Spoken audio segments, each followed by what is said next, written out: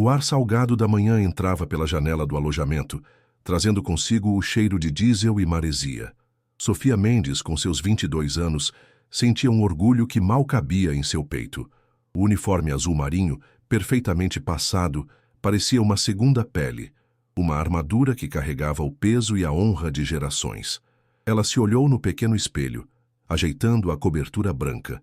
Não via apenas uma recruta recém-formada, via a continuação de um legado. O rosto de seu avô, um velho fuzileiro naval de olhar severo e coração gentil, surgia em sua memória. Era por ele, por sua história e pelo sonho que ele plantou nela que ela estava ali, pronta para servir e para provar seu valor, um dia de cada vez, em cada tarefa executada com perfeição. A base naval era um monstro de concreto e aço cravado em um canto remoto do litoral, um lugar de tradições antigas e mentalidades ainda mais velhas. Para Sofia, era um universo à parte, governado por códigos de silêncio e uma hierarquia tão rígida quanto as paredes dos navios atracados no cais. Sendo uma das poucas mulheres e a única mulher negra em seu pelotão, ela sentia os olhares, alguns curiosos, outros indiferentes, mas muitos carregados de um ceticismo frio. Ela não se deixava abalar. Sabia que aquele ambiente, predominantemente masculino e branco, seria seu maior teste. Aquele não era um lugar para fraqueza ou hesitação. Era um lugar onde o mérito, ela acreditava, deveria falar mais alto que qualquer preconceito ou suposição. Seu objetivo era claro, gravado em sua mente com a precisão de uma carta náutica: construir uma carreira sólida, honrada, inquestionável. Queria que seu nome, Mendes, fosse sinônimo de competência e integridade. Não buscava favores ou atalhos, apenas a oportunidade de demonstrar sua capacidade. Cada nó que aprendia, cada regulamento que memorizava, cada exercício físico que a levava ao limite da exaustão era um tijolo na construção desse futuro. Ela se movia pelos corredores cinzentos com uma determinação silenciosa, a cabeça erguida, os olhos fixos no horizonte de suas ambições. A esperança era seu combustível, a disciplina, seu leme. Ela estava ciente dos desafios, mas acreditava na força de seu caráter e na justiça da instituição que escolhera servir. O início foi marcado por uma solidão calculada. Ela mantinha uma distância profissional, focada em absorver cada ensinamento.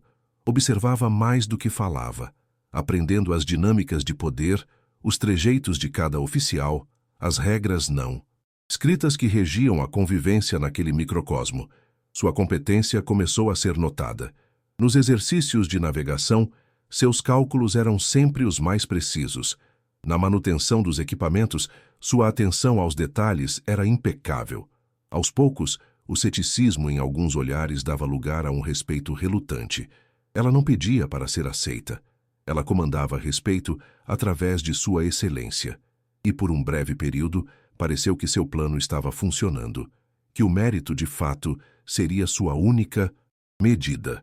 Tudo mudou em uma noite úmida e abafada, no silêncio da oficina de manutenção. Uma porta entreaberta, um feixe de luz amarelada cortando a escuridão. E vozes. Vozes que ela conhecia bem. Eram seus superiores diretos, um grupo de oficiais liderados pelo carismático tenente-comandante Bastos. Sofia parou, o coração martelando contra as costelas. Eles falavam baixo, mas as palavras eram nítidas. Falavam sobre ajustar os relatórios de manutenção de uma bomba de esgoto vital para o navio principal da frota. Falavam sobre prazos, sobre custos, sobre como ninguém notaria a diferença. Sofia sentiu um calafrio percorrer sua espinha. Aquilo não era um ajuste, era uma fraude, uma negligência que colocava vidas em risco. O som da caneta riscando o papel do relatório falso ecoou no silêncio da oficina como um tiro. Sofia recuou para as sombras, o corpo rígido de incredulidade e repulsa. O tenente-comandante Bastos ria, uma risada baixa e confiante.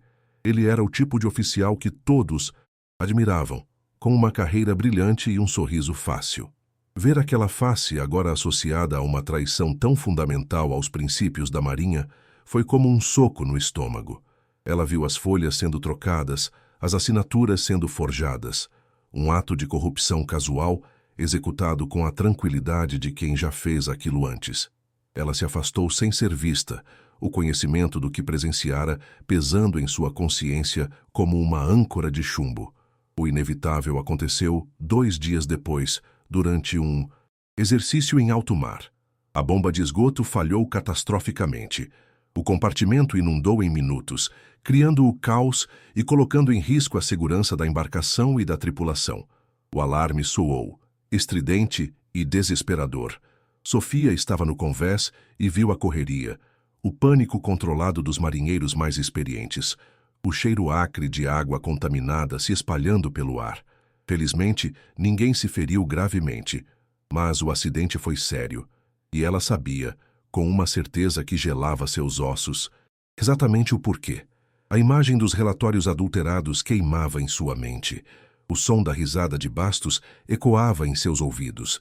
Seguir o protocolo era a única opção. Sua honra, o juramento que fez, exigia isso. Com as mãos trêmulas, mas a voz firme, Sofia solicitou uma audiência com o capitão do navio e relatou o que havia testemunhado. Ela foi meticulosa, detalhando a data, a hora, as palavras que ouviu. Esperava uma investigação séria, uma apuração dos fatos. O que ela não esperava era o muro de silêncio que a recebeu. O olhar do capitão, antes paternal, tornou-se frio e distante. Ela foi dispensada com uma promessa vaga de que o assunto seria devidamente averiguado. Naquele momento, a engrenagem de um sistema corporativista e protetor começou a girar, não para encontrar a verdade, mas para esmagá-la. A virada foi rápida e brutal. No dia seguinte, Sofia foi chamada para uma reunião formal. Mas ela não era a testemunha, era a acusada. O tenente-comandante Bastos estava lá, o do rosto uma máscara de seriedade e falsa decepção. Ele e os outros oficiais apresentaram uma versão coesa e ensaiada dos fatos. Alegaram que a recruta Mendes, em sua inexperiência e numa tentativa de se mostrar proativa, havia tentado fazer um ajuste no equipamento sem autorização, que sua insubordinação e negligência causaram a falha. A acusação formal era de sabotagem. De repente, ela era o bode expiatório perfeito. Uma novata, uma mulher, uma pessoa negra. Um alvo fácil, cuja palavra não valeria nada contra a de oficiais condecorados. O mundo de Sofia desabou. A carreira que ela sonhava em construir se transformou em um pesadelo de acusações e olhares de desprezo. A possibilidade de uma corte marcial, de ser expulsa com desonra, pairava sobre ela como uma nuvem de tempestade. Não era apenas seu futuro que estava em jogo. Era a honra de sua família, o nome que seu avô carregou com tanto orgulho. O tenente-comandante Bastos, com sua influência e seu carisma, era o maestro daquela orquestra de mentiras. Ele representava o antagonismo em sua forma mais perigosa. O poder que se protege, a autoridade que abusa, o sistema que prefere sacrificar um inocente a admitir sua própria falha. A notícia se espalhou pela base como um incêndio. De um dia para o outro, Sofia se tornou uma pária. Os colegas que antes dividiam o rancho com ela, agora mudavam de mesa quando ela se aproximava. Os sorrisos cordiais foram substituídos por sussurros e olhares hostis. O isolamento era uma tortura silenciosa, uma punição que acontecia a cada corredor que ela atravessava, a cada porta que se fechava à sua passagem. O medo de represálias era palpável. Ninguém ousaria ficar do lado da recruta acusada de sabotagem contra a palavra de um comandante. Ela estava sozinha, uma ilha de integridade em um oceano de covardia e conveniência. Os interrogatórios eram exaustivos, projetados para quebrá-la.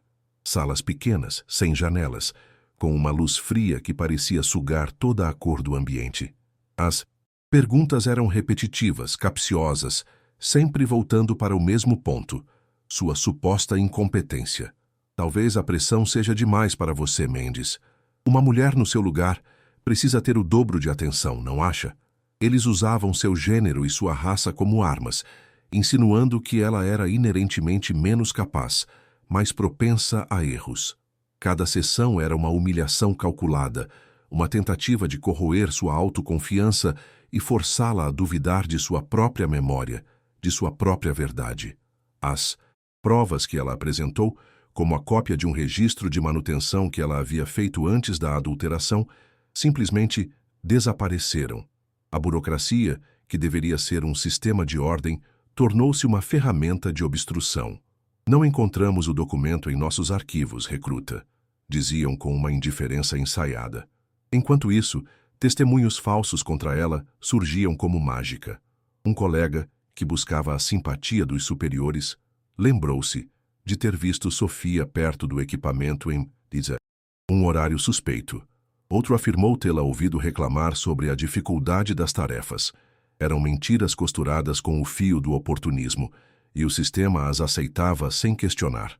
O advogado de defesa, um capitão-tenente designado pela própria Marinha, era a personificação da desesperança.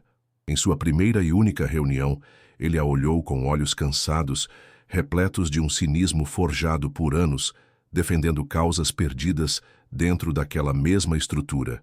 Ele não a questionou muito, apenas folheou o processo, suspirou e foi direto ao ponto. Recruta Mendes, disse ele, com a voz desprovida de qualquer emoção. A melhor saída para você é aceitar um acordo. Admita a negligência por inexperiência. Você será expulsa, mas evitará a corte marcial e uma possível pena de prisão. É a sua palavra contra a de 3 oficiais. Seja realista. Para o advogado, a inocência dela era irrelevante. O que importava era a matemática do poder. E naquela equação, Sofia era o zero. A sugestão de um acordo era a pá de cal em sua esperança de encontrar justiça dentro da instituição. Eles não queriam a verdade. Queriam um encerramento rápido, um problema varrido para debaixo do tapete. Aconselhá-la a confessar um crime que não cometeu era a prova final de que o sistema estava irremediavelmente quebrado, de que a balança da justiça estava calibrada para proteger os seus. Mas algo dentro de Sofia se recusou a ceder. A voz de seu avô ecoou em sua mente. Honra não se negocia. Ela olhou para o advogado, a postura rígida, o queixo erguido. Eu não vou aceitar acordo nenhum, senhor. Eu sou inocente. A frase foi dita em um tom baixo, mas carregado de uma convicção que surpreendeu o oficial. Naquele momento, a luta deixou de ser pela sua carreira e passou a ser pela sua alma. Ela enfrentaria a corte marcial. Mesmo sabendo que as chances estavam contra ela, enfrentaria os olhares, as mentiras, a humilhação. Se fosse para cair, cairia de pé, com a verdade como seu único escudo. A decisão a preencheu com uma calma fria e determinada. O medo ainda estava lá, mas a dignidade era maior. A escalada da tensão nos dias que antecederam o julgamento era quase insuportável. Cada noite era uma batalha contra a ansiedade. Cada manhã, um esforço para vestir o uniforme e enfrentar o desprezo silencioso da base. Ela se agarrava a pequenas rotinas, o polimento das botas até reluzirem, a leitura dos mesmos manuais técnicos, o exercício físico levado à exaustão. Eram âncoras em meio à tempestade, pequenas, ilhas de controle em um oceano de caos. Ela se recusava a parecer uma vítima. Mantinha a postura impecável, o olhar firme, a voz controlada. Sua dignidade silenciosa era um ato de desafio, uma mensagem para aqueles que a condenaram antes mesmo de ouvi-la. O dia da corte marcial chegou cinzento e úmido, como se o céu refletisse o peso em seu coração. A sala do tribunal era austera, com painéis de madeira escura e o brasão da Marinha pairando imponente sobre a bancada dos juízes. O ar era pesado, carregado de uma formalidade opressora. Sofia sentou-se ao lado de seu advogado, as mãos unidas sobre o colo para esconder o leve tremor. Ela via os rostos dos juízes, homens mais velhos, com carreiras longas e expressões impenetráveis, e via o tenente-comandante Bastos do outro lado, conversando tranquilamente com o promotor, a confiança exalando de cada poro. O promotor iniciou a acusação com uma retórica inflamada, pintando Sofia como uma recruta arrogante e descuidada, que colocou a vida de seus companheiros em risco por pura vaidade. As palavras eram como pedras, atiradas uma a uma contra a integridade que ela tanto prezava. Cada frase era uma distorção, Uma mentira habilmente construída para se encaixar na narrativa que eles precisavam. Sofia permaneceu imóvel, o rosto uma máscara de estoicismo. Por dentro, cada acusação a feria profundamente, mas ela não lhes daria a satisfação de vê-la desmoronar. Ela fixou o olhar na bandeira do Brasil, no canto da sala, um símbolo do país que ela jurou defender. O tenente-comandante Bastos foi chamado para depor. Ele subiu ao banco das testemunhas com a postura de um herói. Sua voz era calma, seu testemunho devastador.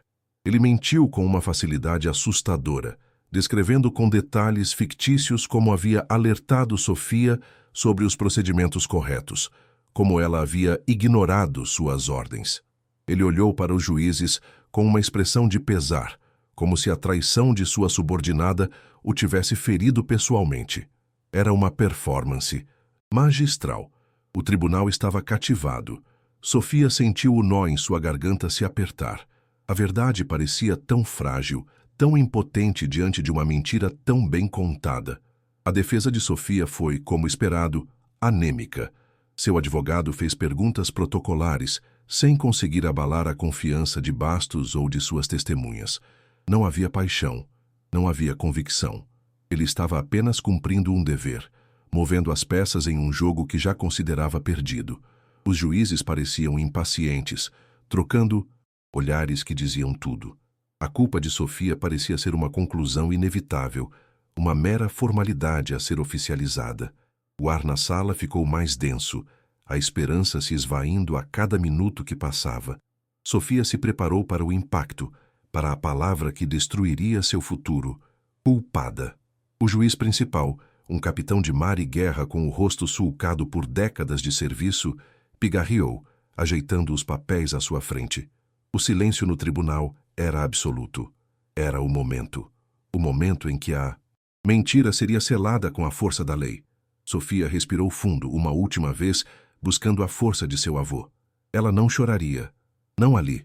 Ela enfrentaria o veredito com a mesma dignidade com que enfrentou todo o resto. Seus olhos encontraram os de Bastos por um segundo, e ela viu um brilho de triunfo arrogante no olhar dele. O martelo estava prestes a cair. Então, algo inesperado aconteceu. As portas duplas do fundo do tribunal se abriram com um baque surdo. Todos os olhares se voltaram naquela direção. A figura que entrou fez com que todos na sala, inclusive os juízes, se levantassem em um ato reflexo de respeito. Era o almirante de esquadra, o comandante de toda a frota. Uma lenda viva, um homem conhecido por sua integridade inflexível e seu temperamento impiedoso com a corrupção. Sua presença ali era um evento sísmico, algo completamente fora do protocolo. O que ele estava fazendo em uma corte marcial de uma simples recruta? O ar, antes pesado de resignação, agora crepitava com uma tensão de natureza completamente diferente. O almirante caminhou lentamente até a frente do tribunal, seu olhar varrendo a sala como o feixe de um farol. Seus olhos se detiveram por um instante em Sofia, depois se fixaram no tenente-comandante Bastos, que subitamente parecia muito menor e menos confiante. Com a devida vênia a esta corte, a voz do almirante era grave e ressoava na madeira escura. Esta audiência está interrompida. Novas evidências vieram à luz, resultantes de uma investigação paralela conduzida sob meu comando direto. Um murmúrio chocado percorreu a sala. Investigação paralela? Como assim? O almirante continuou ignorando a comoção. Recebi uma denúncia anônima há algumas semanas. Uma denúncia que me levou a questionar a versão oficial dos fatos. A confiança de Bastos começou a se esfarelar. Uma fina camada de suor brotou em sua testa. O almirante fez um sinal para um de seus assessores, que rapidamente instalou uma tela e um projetor. Recentemente, instalamos um novo sistema de vigilância em áreas de manutenção restritas. Um sistema que aparentemente alguns oficiais não sabiam que já estava operacional. As palavras do almirante caíram como pedras de gelo. Ele ordenou que o vídeo fosse reproduzido. A tela ganhou vida, mostrando uma imagem granulada em preto e branco de um corredor de manutenção. O mesmo corredor onde Sofia havia testemunhado a fraude. A mesma noite, as figuras do tenente-comandante Bastos e seus cúmplices apareceram na tela. O Áudio surpreendentemente claro encheu o silêncio atordoado do tribunal. A voz de Bastos inconfundível. É só trocar os registros. Ninguém vai saber. Se der algum problema, a gente joga a culpa na recruta nova, a Mendes. Ninguém vai acreditar na palavra dela contra a nossa. A conspiração, a fraude, o plano para incriminá-la, tudo estava ali, exposto em som e imagem para que todos vissem. A verdade, antes sufocada e desacreditada, agora explodia no centro daquela sala, irrefutável e devastadora. A arrogância deles, a certeza da impunidade, havia sido sua ruína. O impacto emocional da revelação foi avassalador. O rosto de Bastos, antes um retrato de confiança e autoridade, se desfez em uma máscara de puro pânico. A cor sumiu de suas bochechas, seus olhos se arregalaram em terror e incredulidade. Ele olhava para a tela como se visse um fantasma, o arquiteto de sua própria destruição. O contraste com Sofia era absoluto. Ela permaneceu na mesma posição, a coluna ereta, o olhar fixo à frente.